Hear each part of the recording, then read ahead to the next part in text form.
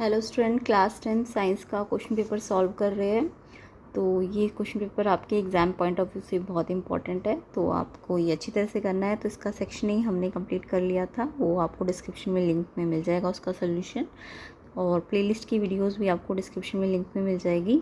तो प्लेलिस्ट के question papers को आपको अच्छी तरह से सॉल्व करना है ताकि आपके मार्क्स अच्छे आ सके। तो चलिए स्टार्ट करते हैं इसका आगे के क्वेश्चन। तो क्वेश्चन नंबर 1 to 10 आपको प्रीवियस वीडियोस में मिल जाएंगे डिस्क्रिप्शन में लिंक में। क्वेश्चन नंबर 11 से स्टार्ट करते हैं। Height of a plant is regulated by. कोई भी प्लांट है उसकी हाइट को कौन रेगुलेट करता है? फर्स्ट है DNA which is directly influenced by growth hormone, genes which regulate the protein directly, या फिर see growth hormone under the influence of the enzymes coded by a gene, या फिर growth hormone directly under the influence of a gene. तो देखो, height जो होती है plant की वो ग्रोथ हार्मोन ही करते हैं regulate, but under the influence of enzymes जो कि जीन के द्वारा कोडेड होते हैं। ठीक है, तो सी ऑप्शन इसका करेक्ट है क्वेश्चन नंबर 11 का। ठीक है, तो क्वेश्चन नंबर 11 का आंसर क्या होगा? C option.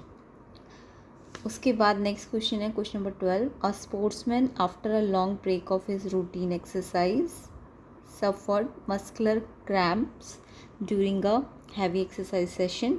ये हैपेंड है क्यों? रीज़न बताना है इसका। तो आपको पता है ना, जब भी कोई स्पोर्ट्स पर्सन जो होता है वो रूटीन एक्सरसाइज करता है लंबे टाइम तक, तो उसको मस्कुलर क्रैम्प्स आ जाते हैं तो हैवी एक्सरसाइज के दौरान। तो ये इसका रीज़न क्या है? तो ये आपने पढ़ा होगा एनारोबिक रेस्पिरेशन बायो में। तो यहाँ पे आपको ध्यान रखना है, दो टाइप के रेस्पिरेशंस होते हैं, एक होते हैं एरोबिक और एक होता है anaerobic. Aerobic respiration in presence of oxygen. जब ऑक्सीजन की प्रेजेंस में रेस्पिरेशन होता है तो एरोबिक होता है, यानी कि जस्ट हम रेस्पिरेशन की बात करेंगे तो एरोबिक होगा। यानी इसमें ग्लूकोज जो होगा C6H12O6 ऑक्सीजन के साथ, यानी एयर की प्रेजेंस में होता है ना, ऑक्सीजन की प्रेजेंस में, तो ऑक्सीजन चाहिए इसमें। तो यहाँ पे ऑक्सीजन ग्लूकोज के साथ बर्न होके क्या क्या रिलीज़ करती है? कार्बन डाइऑक्साइड, वाटर और साथ में एनर्जी बहुत ज़्यादा, है ना, 38 ATP। तो ये आपका रेस्पिरेशन या एरोबिक रेस्पिरेशन है जो कि ऑक्सीजन की प्रेजेंस में होता है। बट जब हमारी बॉडी जो है, ह्यूमन बॉडी एक्सरसाइज करती है, हैवी एक्सरसाइज, तो वहाँ पे जो मसल्स में रेस्पिरेशन हो रहा होता है वो एनारोबिक रेस्पिरेशन होता है। एनारोबिक रेस्पिरेशन क्या होता है? रेस्पिरेशन जो एब्सेंस ऑफ ऑक्सीजन में होता है, या फिर लैक ऑफ ऑक्सीजन कह सकते हो, या तो ऑक्सीजन है ही नहीं या कम है ऑक्सीजन बहुत ज़्यादा। ठीक है, तो यहाँ पे ग्लूकोज है तो यहाँ पे ऑक्सीजन नहीं दिखानी है आपको, एनारोबिक है क्योंकि ये। तो ग्लूकोज विदाउट ऑक्सीजन जब किस में ब्रेक हो जाएगा? लैक्टिक एसिड में। जब भी एनारोबिक रेस्पिरेशन होगा जो कि जिसमें ऑक्सीजन कम होती है, तो ग्लूकोज आपका लैक्टिक एसिड में, और साथ में एनर्जी इसमें बहुत कम बनेगी, 2 ATP। ठीक है, तो ये आपका एनारोबिक रेस्पिरेशन है जो कि किसका एग्जाम्पल है? ह्यूमंस में जब वो क्या करते हैं, हैवी एक्सरसाइज करते हैं, तो उस टाइम पे जो मसल्स है वो कैसा रेस्पिरेशन कर रही होती है? Anaerobic respiration. तो यहाँ पे अभी मैंने बताया ना आपको, ऑक्सीजन की कमी में होता है, तो लैक ऑफ ऑक्सीजन यहाँ पे 2 ऑप्शंस में, C और D में। यहाँ तो B ऑप्शन में तो प्रेजेंस बोल दिया ना ऑक्सीजन, तो ये तो है ही नहीं एनारोबिक रेस्पिरेशन, क्योंकि ये एनारोबिक रेस्पिरेशन का एग्जाम्पल है ना, हैवी एक्सरसाइज में जो मसल्स क्रैम्प आते हैं, एनारोबिक रेस्पिरेशन। तो यहाँ पे presence of oxygen, B option तो बिल्कुल गलत है। लैक ऑफ कार्बन डाइऑक्साइड, ये भी गलत है। ठीक है, तो C और D में से आपको देखना लैक ऑफ ऑक्सीजन यहाँ भी, और D में भी है लैक ऑफ ऑक्सीजन। लेकिन अभी मैंने आपको बताया ऑक्सीजन की कमी में तो होता है, लेकिन साथ में लैक्टिक एसिड बनता है, तो यहाँ पे C ऑप्शन में लिखा है lack of oxygen and formation of lactic acid. तो मसल्स क्रैम्प किस कारण से आते हैं? तो ऑक्सीजन की कमी होती है, और साथ में यहाँ पे क्या बनता है? Lactic acid. तो C ऑप्शन इसका करेक्ट होगा क्वेश्चन नंबर 12 का। ठीक है, C ऑप्शन। तो ये आपको मैंने एक्स्ट्रा भी बता दिया कि एरोबिक रेस्पिरेशन में क्या होता है, जब ग्लूकोज और ऑक्सीजन मिलते हैं, बर्न होते हैं, तो ये बनता है। जब भी रेस्पिरेशन हो सिर्फ तो ये लिखना है, बट एनारोबिक रेस्पिरेशन हो या मसल्स का रेस्पिरेशन हो तो आपको ये वाली इक्वेशन लिखनी है। Glucose gives lactic acid and energy, किसमें? लैक ऑफ ऑक्सीजन या एब्सेंस ऑफ ऑक्सीजन। तो यहाँ पे आपको ये पूछा था मसल्स क्रैम्प किस कारण से आते हैं? एक तो ऑक्सीजन की कमी के कारण और लैक्टिक एसिड बनने से। नेक्स्ट क्वेश्चन देखते हैं, क्वेश्चन नंबर 13।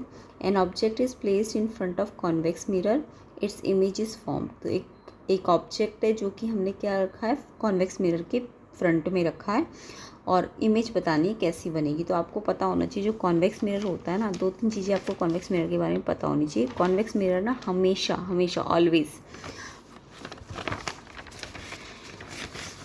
कॉन्वेक्स मिरर हमेशा क्या करता है, ये आपको याद भी रखना है, कई बार क्वेश्चन में पूछ लेते हैं। तो convex mirror always form virtual and erect images. कैसी इमेजेस बनाता है convex mirror? Virtual and erect. और वर्चुअल इमेज आपको पता है ना, वी पॉजिटिव होगा, तो मैग्नीफिकेशन भी इसका पॉजिटिव होता है। और हमेशा ना ये डिमिनिश्ड इमेजेस बनाता है, या तो फोकस पे बनाएगा, या तो फोकस पे बनाता है, या फिर पोल और फोकस के बीच में, ये याद रखना, ठीक है, या तो फोकस पे या पोल और फोकस के बीच में। तो कॉन्वेक्स मिरर के बारे में ये बातें आपको याद रखनी है। हमेशा एक तो वर्चुअल इरेक्ट इमेजेस बनाएगा, ठीक है, उसके अलावा डिमिनिश्ड इमेज बनाएगा, या तो फोकस पे बनेगी या पोल और फोकस के बीच में बनेगी। अगर वर्चुअल है तो पॉजिटिव मैग्नीफिकेशन होगा, और मैग्नीफिकेशन क्योंकि डिमिनिश्ड इमेज है ना, तो मैग्नीफिकेशन इसका हमेशा <<1 होगा। तो जब भी आपको दिखे ना कि पॉजिटिव मैग्नीफिकेशन और <1 मैग्नीफिकेशन है, <<, का मतलब समझ के होंगे हाइट ऑफ इमेज कम होगा हाइट ऑफ ऑब्जेक्ट, या साइज़ ऑफ इमेज कम होगा साइज़ ऑफ ऑब्जेक्ट से। तो ये 3 चीज़ें आपको याद रखनी है कॉन्वेक्स मिरर के बारे में। एक तो ऑलवेज ये क्या बनाता है, वर्चुअल इरेक्ट इमेज। और वर्चुअल इरेक्ट इमेज हमेशा मिरर में कहाँ बनती है, बिहाइंड बनती है, ये भी याद रखो। वर्चुअल इमेज कहाँ पे बनेगी, बिहाइंड। तो जहाँ भी वर्चुअल होता है ना मिरर में, तो वहाँ पे बिहाइंड वर्ड याद रखना, ठीक है। और साथ में डिमिनिश्ड इमेज बनाएगा, या तो फोकस पे बनेगी या पोलर फोकस के बीच में। पॉजिटिव इमेज, पॉजिटिव मैग्नीफिकेशन होगा और हमेशा <<1 होगा। तो जब भी आपका मैग्नीफिकेशन पॉजिटिव हो और <<1 हो, तो इसका मतलब वो कॉन्वेक्स मिरर होता है। या ऑलवेज वर्चुअल इमेज हो तो भी कॉन्वेक्स मिरर होगा। कॉन्वेक्स मिरर का फोकस आपको याद रखना है पॉजिटिव होता है।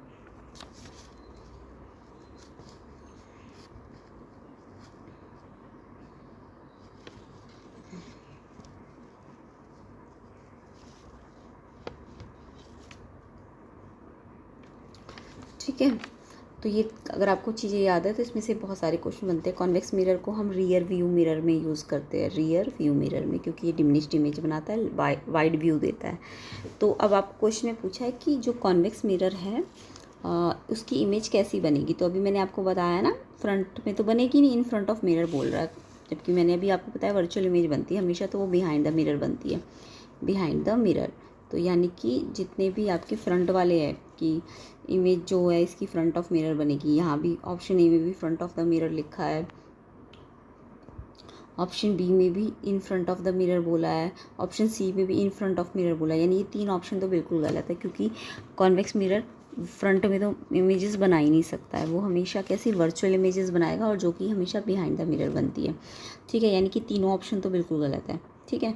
तो डी ऑप्शन देखो, बिहाइंड द मिरर है ना, बिहाइंड द मिरर, और इसकी पोजीशन वेरी करेगी according to object distance. Yes, बहुत दूर होगा, इन्फिनिटी पे होगा ऑब्जेक्ट, तो फोकस पे बन जाएगी, है ना। और अगर इन्फिनिटी से पास पास लाते जाओगे तो पोल और फोकस के बीच में आती जाएगी, ठीक है। तो यानी कि ये वाला ऑप्शन आपका डी ऑप्शन बिल्कुल सही है। बाकी सारे ऑप्शन क्यों गलत है, क्योंकि सब में in front in front in front है, जबकि कॉन्वेक्स मिरर तो वर्चुअल इमेज बनाएगा, जो कि फ्रंट में बनेगी नहीं, बिहाइंड द मिरर बनती है ना।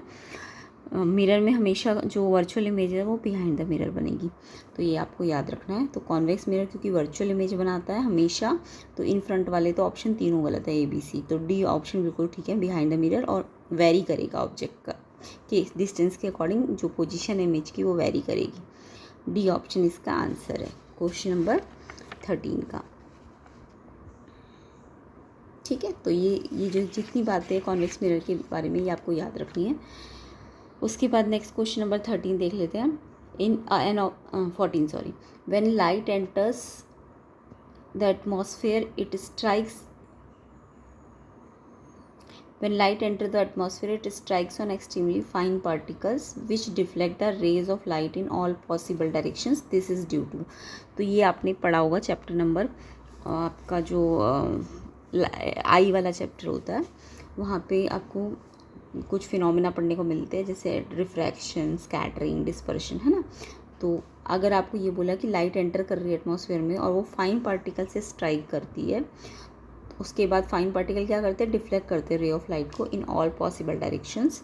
तो यहाँ पे कौन सा फिनोमेना यूज़ होता है, तो देखो अगर लाइट डिफ्लेक्ट हो रही है सारी डायरेक्शन में, यानी लाइट की क्या हो रही है, स्कैटरिंग हो रही है, सी ऑप्शन। तो जब भी लाइट फाइन पार्टिकल से टकराती है तो वो क्या करती है, स्कैटर कर जाती है। रिफ्लेक्ट करने का मतलब स्कैटर हो जाती है, ठीक है, स्प्लिटिंग हो जाती, स्कैटरिंग हो जाती है लाइट की, क्योंकि लाइट की स्कैटरिंग किस पे डिपेंड करती है, साइज़ ऑफ पार्टिकल पे। कई बार ये भी पूछते हैं स्कैटरिंग ऑफ लाइट किस पे डिपेंड करेगी, साइज़ ऑफ पार्टिकल्स पे। पार्टिकल कुछ छोटे होते हैं, कुछ बड़े होते हैं, है ना, कुछ मीडियम साइज़ के होते हैं। तो यहाँ पे फाइन पार्टिकल ने क्योंकि लाइट को हर डायरेक्शन में डिफ्लेक्ट कर दिया, तो इसका मतलब C option scattering of light है। जबकि डिस्पर्शन ऑफ लाइट तो स्प्लिटिंग ऑफ लाइट, जब लाइट स्प्लिट हो जाती है, जैसे वाइट लाइट आपको पता है 7 कलर्स में की बनी होती है, तो जब वाइट लाइट स्प्लिट हो जाएगी 7 कलर में तो उसको डिस्पर्शन कहेंगे, ठीक है। और रिफ्रैक्शन तो आपको पता ही है, लाइट क्या होती है, ट्रैवल करती है one medium to another, and in different medium light की स्पीड क्या होती है, डिफरेंट होती है, तो जिसके कारण लाइट बैंड हो जाती है मीडियम, डिफरेंट मीडियम से आते हुए। तो रिफ्रैक्शन क्या है, बेंडिंग ऑफ लाइट। और रिफ्लेक्शन तो सबको ही पता है, बाउंसिंग बैक ऑफ लाइट। तो यहाँ पे जो फिनोमेना यूज़ कर रहा है कि एटमॉस्फेयर फाइन लाइट जो है एटमॉस्फेयर में आने पे फाइन पार्टिकल से टकराती है और अलग अलग डायरेक्शन में डिफ्लेक्ट हो जाती है, तो इसको हम स्कैटरिंग कहते हैं। तो सी ऑप्शन इसका सही है, स्कैटरिंग की एक्चुअल में डेफिनेशन है, ठीक है। तो सी ऑप्शन क्वेश्चन नंबर 14 का आंसर होगा। तो ये सारे क्वेश्चंस आपको अच्छी तरह से कर लेने हैं। तो और प्लेलिस्ट की वीडियोस मैं आपको कह रही हूँ, जितने भी क्वेश्चन पेपर प्लेलिस्ट में डिस्क्रिप्शन में आपको मिल जाएंगी प्लेलिस्ट, नहीं तो आप चैनल के पेज पे जाके प्लेलिस्ट सेक्शन पे जाइए। साइंस की क्लास 10th की, मैथ्स की क्लास 10th की, सीबीएसई बोर्ड की जितनी भी प्रिपरेशन है आपकी, वो आपको आसानी से मिल जाएगी। तो वहाँ जाके आप चेक कर लेना। एंड क्वेश्चन पेपर्स के solution, previous year question paper, sample paper, इन सब के सोल्यूशन आपको यहाँ मिल जाएंगे। तो आपको अच्छी तरह से सॉल्व करना है उन्हें, ठीक है। सिर्फ देखना नहीं है वीडियो को देखने के साथ साथ आपको पेन कॉपी लेके उसको समझ के खुद याद करके लिखना है, ठीक है। तो क्वेश्चन नंबर 15 देख लेते हैं। In 1987 an agreement was formulated by the United Nations Environment Programme, UNEP इसकी फुल फॉर्म है, यूनाइटेड नेशन एनवायरनमेंट प्रोग्राम की, to freeze the production of X to prevent depletion of Y. तो X and Y आपको पूछा है, क्या refer, यहाँ पे किसको रेफ़र किया गया है। तो आपने ये बुक में पढ़ा होगा, ये एनवायरनमेंट वाले चैप्टर में, कि 1987 में यूनाइटेड नेशन एनवायरनमेंट प्रोग्राम जो था उसने किसका प्रोडक्शन फ्रीज़ कर दिया था, और किसके डिप्लेशन को रोकने के लिए। तो ये डिप्लेशन ऑफ ओजोन पढ़ रखा है ना आपने, ओजोन का, ओजोन लेयर जो है हमारी अर्थ में वो क्या हो रही है, धीरे धीरे डिप्लेट हो रही है। और इसका कारण क्या है, CFC, क्लोरोफ्लोरोकार्बन्स।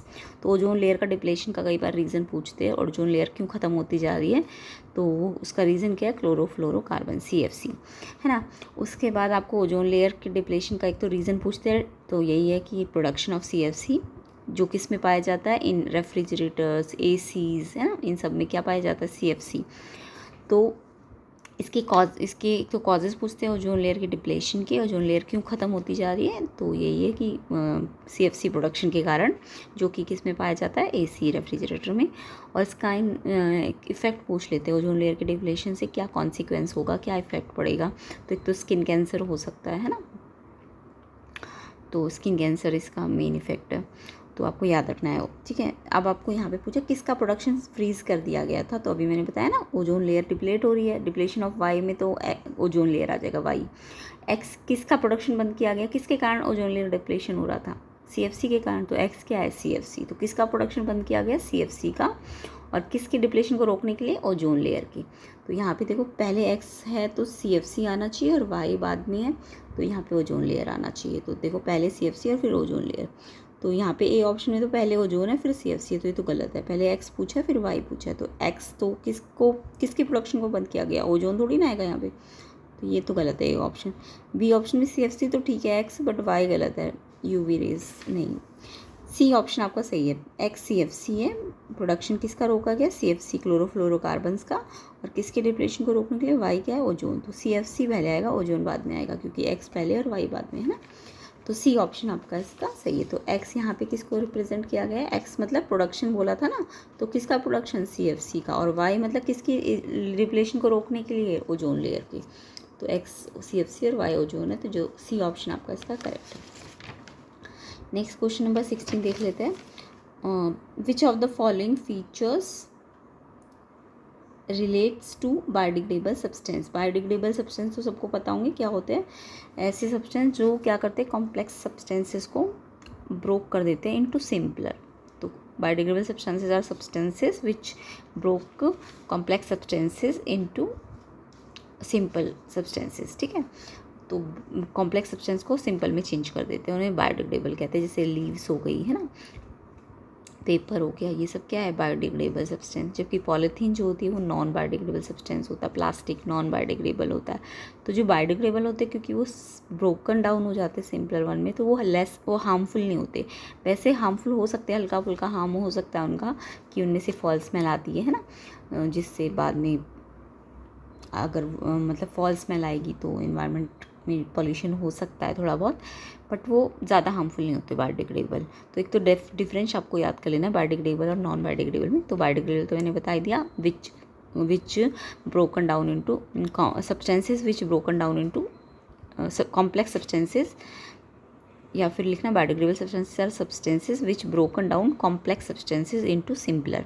और नॉन बायोडिग्रेडेबल उल्टा हो जाएगा उसका, कि जो ब्रोकन डाउन नहीं कर पाते कॉम्प्लेक्स को सिंपलर में। इसके अलावा बायोडिग्रेडेबल लेस हार्मफुल है, और जबकि जो नॉन बायोडिग्रेडेबल है वो हार्मफुल ज़्यादा होते हैं ना। एग्जाम्पल मैंने बता दिया, बायोडिग्रेडेबल में लीव्स हो गया, पेपर हो गया, फ्रूट पील्स हो गए, है ना। और नॉन बायोडिग्रेडेबल पॉलीथीन हो गया, प्लास्टिक्स हो गए। तो ये आपको डिफरेंस याद करना है। इसके अलावा आपको क्वेश्चन जो है, which of the following feature related to biodegradable substance. तो बायोडिग्रेडेबल सब्सटेंसेज के बारे में कौन सी फीचर है जो बताती है कि वो बायोडिग्रेडेबल है। तो अभी मैंने आपको बताया है कि वो ब्रोकन डाउन हो जाते हैं bye biological process. Yes, biodegradable substance क्या होते हैं, जो ब्रोकन डाउन हो जाए।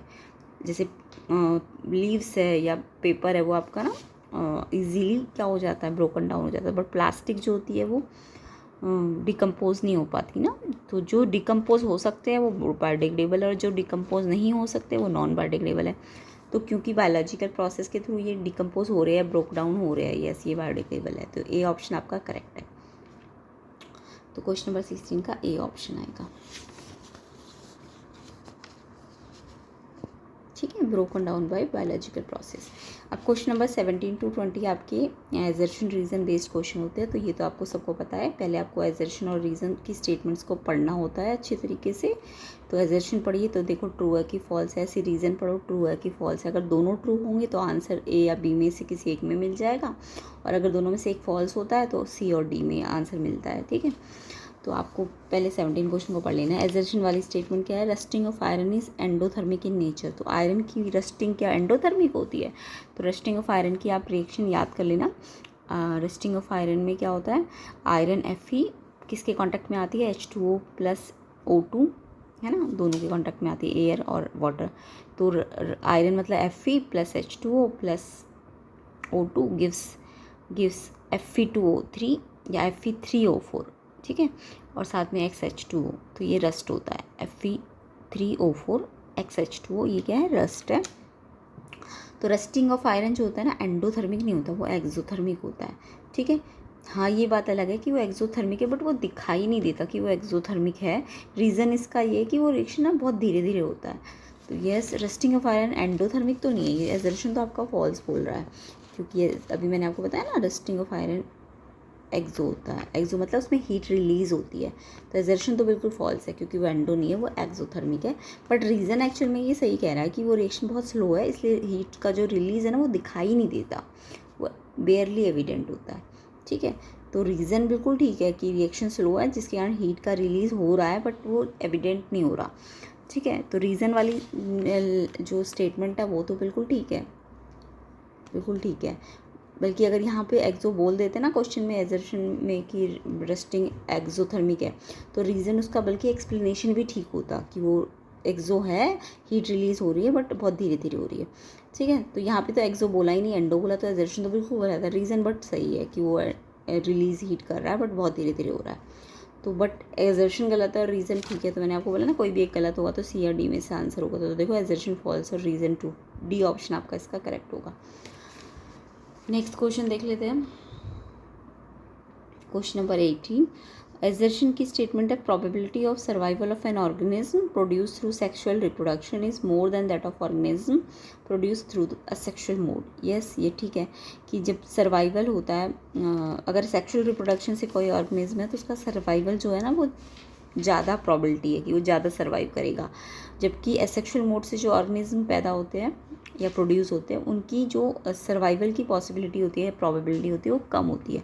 तो इन्होंने बोला कि सेक्शुअल वालों की ज़्यादा होती है प्रोबेबिलिटी, है ना, मोर किससे, एसेक्सुअल वालों से। ये ट्रू है। सेक्सुअल वाले जो होते हैं, सेक्सुअल रिप्रोडक्शन के थ्रू जो ऑर्गेनिज्म प्रोड्यूस होते हैं, उनकी सर्वाइवल प्रोबेबिलिटी ज़्यादा होती है। तो एजर्शन तो बिल्कुल ठीक है। रीज़न कह रहा है जो वेरिएशंस है वो provide advantage to individual for survival. अब जो वेरिएशंस, अगर जितने ज़्यादा वेरिएशंस होंगे तो उसमें सर्वाइवल, इंडिविजुअल्स को क्या होगा, सर्वाइवल करने में हेल्प मिलेगी। ये भी बिल्कुल ठीक है कि वेरिएशन अगर ज़्यादा है तो सर्वाइवल ज़्यादा आसानी से हो सकता है। तो आपको पता होना चाहिए सेक्सुअल रिप्रोडक्शन में जो ऑर्गेनिज्म होता है ना, वो अपने पेरेंट्स से बिल्कुल वेरी करता है, मतलब बिल्कुल सेम टू सेम नहीं होता, थोड़ा बहुत वेरी होता है ना। तो सेक्सुअल रिप्रोडक्शन में वेरिएशंस होते हैं। तो अगर डिफरेंस आता है सेक्सुअल और एसेक्सुअल में, तो आपको पता होना चाहिए सेक्सुअल रिप्रोडक्शन में क्या होता है कि वेरिएशंस होते हैं ऑर्गेनिज्म में, जबकि एसेक्सुअल में वेरिएशन कम होते हैं। तो क्योंकि वेरिएशन ज़्यादा है सेक्सुअल रिप्रोडक्शन में, इसलिए सर्वाइवल के चांसेस भी सेक्सुअल में ज़्यादा होते हैं। तो एक्चुअल में एजर्शन भी बिल्कुल ठीक है कि सर्वाइवल के ज़्यादा चांसेस किस में होते हैं, सेक्सुअल में। और रीज़न वाली स्टेटमेंट भी सही बता रही कि वेरिएशंस होने के कारण सर्वाइवल ज़्यादा होता है। तो यानी कि एक्चुअल में ये दोनों स्टेटमेंट ट्रू है। और एक्चुअल में रीज़न एक्सप्लेन भी तो कर रहा है ना कि सेक्सुअल में क्यों ज़्यादा है सर्वाइवल की पॉसिबिलिटी, क्योंकि उसमें वेरिएशंस होते हैं। तो यानी कि आपका एजर्शन की स्टेटमेंट भी ठीक है, रीज़न की स्टेटमेंट भी ठीक है, और रीज़न एक्चुअल में एक्सप्लेन भी कर रहा है कि ये सेक्सुअल में क्यों प्रोबेबिलिटी ज़्यादा है, क्योंकि उसमें वेरिएशंस है। तो रीज़न ठीक होने के साथ साथ इसको एक्सप्लेन भी कर रहा है एजर्शन को। इसलिए जब एक्सप्लेनेशन भी दोनों ठीक हो, ट्रू हो, और एक्सप्लेनेशन भी ठीक हो, तो आंसर आपको ए ऑप्शन में मिल जाएगा। एजर्शन रीज़न दोनों ट्रू है और रीज़न एक्चुअल में एक्सप्लेन भी कर रहा है एजर्शन को। तो यानी 18 का आंसर क्या होगा, ए ऑप्शन। क्वेश्चन नंबर 19 देख लेते हैं। एजर्शन है अ compass needle is placed near a current carrying wire. जब आप कंपस नीडल को एक करंट कैरिंग वायर के पास लाते हो तो आपको पता है ना उसमें डिफ्लेक्शन हो जाता है, यानी वो अगर सीधी है ना कंपस नीडल तो वो डिफ्लेक्ट हो जाएगी। वायर में करंट आने के कारण करंट से क्या होता है, मैग्नेटिक फील्ड आता है। तो सबको पता है ना, करंट प्रोड्यूस मैग्नेटिक फील्ड।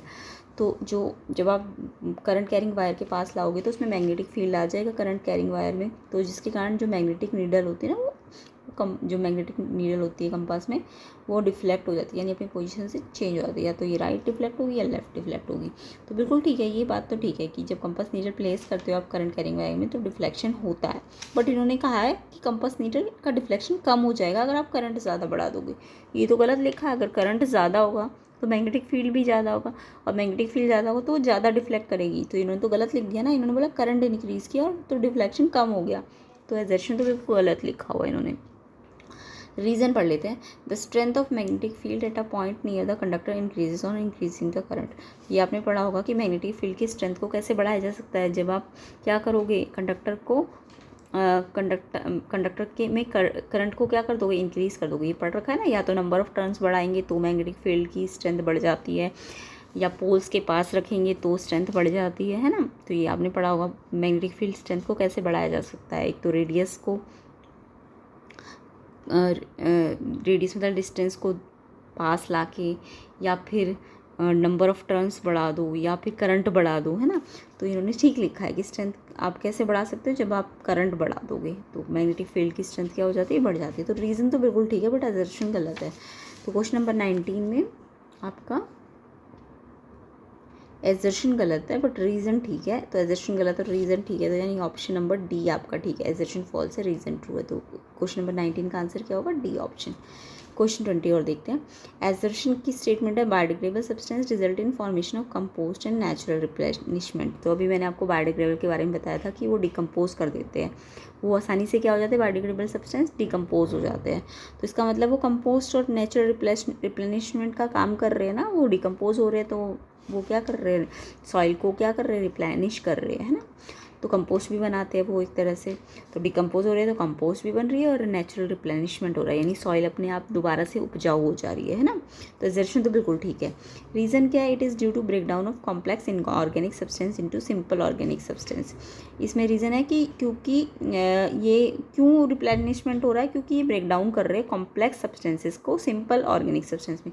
अगर यहाँ पे इन्होंने ना कॉम्प्लेक्स सब्सटेंसेस को सिंपल सब्सटेंसेस में लिखा होता तो ये ठीक होता, क्योंकि बायोडिग्रेडेबल सब्सटेंस तो यही करते हैं ना, ब्रेक डाउन करते हैं कॉम्प्लेक्स को सिंपलर में।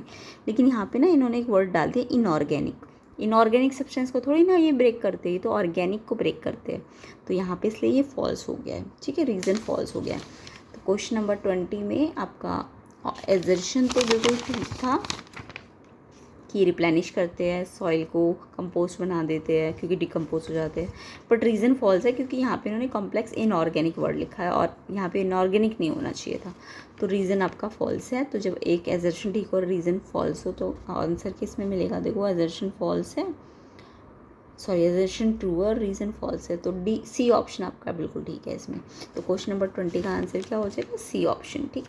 तो इस तरीके से हमारे 1 से 20 तक क्वेश्चन होते हैं। तो आपको इन्हें अच्छी तरह से प्रैक्टिस करना है। 1 to 10 आपको इसके प्रीवियस वीडियो में मिल जाएंगे, तो आपको डिस्क्रिप्शन में लिंक भी मिल जाएगा। एंड प्लेलिस्ट की वीडियोस फिर कह रही हूँ दोबारा कर लीजिए, चाहे आप कंपार्टमेंट की प्रैक्टिस कर रहे हो या फिर आप इम्प्रूवमेंट एग्ज़ाम दे रहे हो, सप्लीमेंट्री एग्ज़ाम जो कि अब कंपार्टमेंट का नया नाम हो गया, या फिर फाइनल टर्म CBSE बोर्ड की प्रिपरेशन कर रहे हो, तो इस सैम्पल पेपर आपके लिए बहुत यूज़फुल है। तो अच्छी तरह से इसे प्रैक्टिस करना है। इस क्वेश्चन पेपर के अलावा मैंने आपको एक्स्ट्रा कुछ और भी चीज़ें बताई है इसमें, तो एक्स्ट्रा क्वेश्चंस भी हो गए इसी क्वेश्चन पेपर में, तो आपको अच्छी तरह से कर लेना है, ठीक है। आगे के क्वेश्चंस हम नेक्स्ट क्लास में करेंगे, नेक्स्ट वीडियो में। तो इन क्वेश्चंस के साथ साथ जो भी इनसे रिलेटेड कुछ और इम्पॉर्टेंट कॉन्सेप्ट्स होंगे इनसे रिलेटेड, वो मैं इसी क्वेश्चन पेपर में आपसे डिस्कस कर लूँगी। तो आपको अच्छी तरह से देखना, ताकि आपका कम से कम इसी क्वेश्चन पेपर के थ्रू 50-60% प्रैक्टिस हो जाए, ठीक है, पूरी साइंस क्लास 10th की। तो आपको अच्छी तरह से कर लेना है और वीडियो को शेयर ज़रूर कीजिए। एंड चैनल को अगर अभी तक आपने सब्सक्राइब नहीं किया है तो सब्सक्राइब कर लीजिए, एंड वीडियो को शेयर कीजिए, लाइक भी कर दीजिए, ताकि